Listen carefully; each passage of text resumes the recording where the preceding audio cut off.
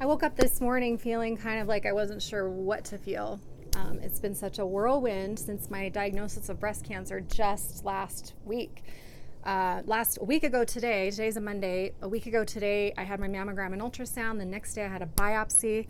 The next day I got the results that I had breast cancer. The next day I got scheduled with the surgeon, and Friday I just went into the surgeon and got all the results back and talked to her. And by the end of the day, Friday, she had scheduled me for surgery on Wednesday. And so Saturday I woke up and was kind of like, what just happened? You know, emotional, kind of weepy, scared, worried, grieving, and a lot of different things. I didn't know what I was feeling. I've been doing a lot of these exercises of feeling. Luckily I know how to do those. And by the time Sunday came, yesterday was kind of like a beautiful gift of just one day of kind of rest, of not having to stress about it, feeling positive and good. And then today I woke up and it's actually, I don't know if you can see it over here, it's actually way smoky out there up on the mountain here in Flagstaff. There's a huge forest fire, and you might be able to hear the planes in the background going around and dumping all the materials on it to put the forest fire out.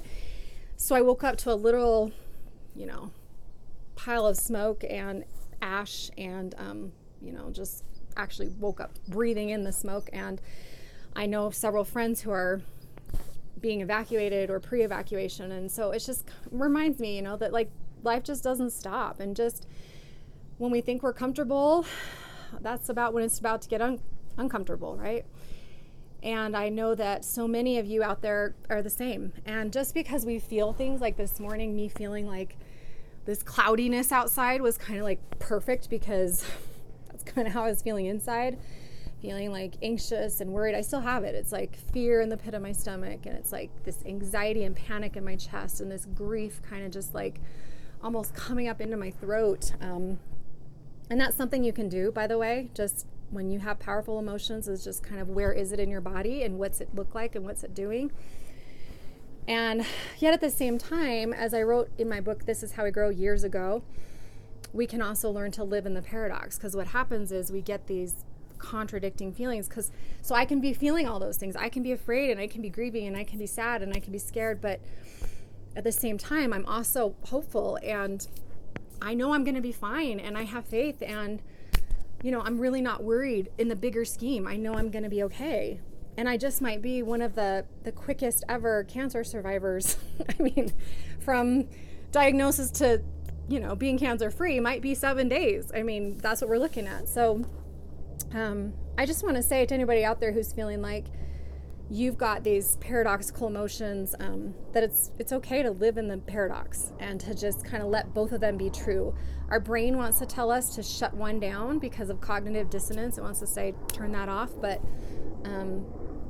we can accept both. I can be hopeful and happy and at peace, and be scared and overwhelmed and stressed, right? The other thing is that I'm not taking anything for granted. I put on my breast cancer warrior scarf that I got in the mail. It's kind of cute, huh?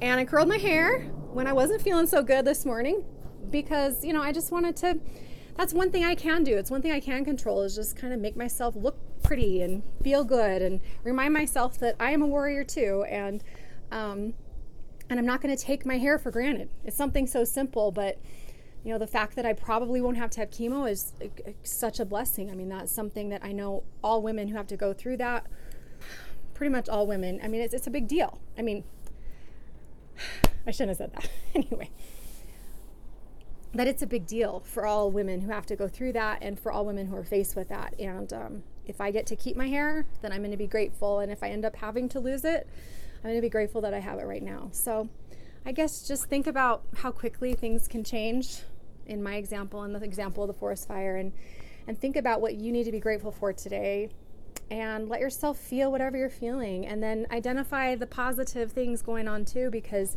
chances are when we're feeling negative, we tend to miss the positive things, and when we're feeling positive, we tend to minimize the negative things. But I just want to encourage you to let yourself be in that paradox if you have it, because that's kind of what I'm trying to do today. Just for an update, I will be seeing the plastic surgeon this afternoon, Never thought I'd be going to a plastic surgeon. That's just not me, but I guess I am. Tomorrow having an MRI, and Wednesday morning I'll be having my double mastectomy surgery on at 7:15 a.m. down in Cottonwood, Arizona. So I appreciate all the blessings and prayers, and we're just doing this, It's fast. It's been such a blessing that it's been so fast, especially for my kids who, as you know, have lost so many mothers, and it's been such a gift to be able to tell them, like, this is what we're doing to heal, and we don't have to wait. And even telling my son, who's on a mission in Fiji yesterday, I was so worried about that, how he would take it, but it was such a gift to be able to tell him, not only do I have breast cancer, but guess what? I'm having surgery right away. They're going to get it out. I mean, this is just going quickly, and to have a plan. So I just want to say I'm grateful, and I hope everybody out there can be grateful too for all you have, and look on the bright side, but don't forget to feel the other side too. All right.